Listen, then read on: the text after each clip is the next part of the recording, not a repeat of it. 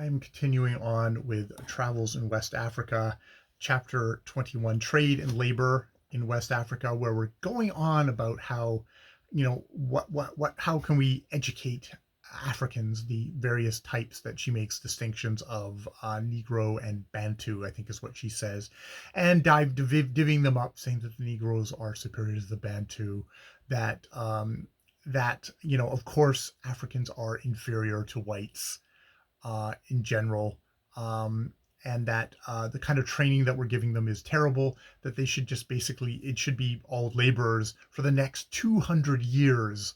It's like fucking gross stuff, but is, very well inculcated in this writer, and I do not doubt that this writer is pretty representative of general trends, at least the inferiority. There's definitely different ideas of, like, the missionaries have different ideas of exactly how the how Africans that they come to should be educated, and got offended by this book. But there's still the basic thing of we need to come in and we need to teach them, which is super gross, and just reading this stuff is gross, but I'm still finding it interesting. It's just really horrible to have to read it out loud. Um, Definitely a challenge to read out loud as well.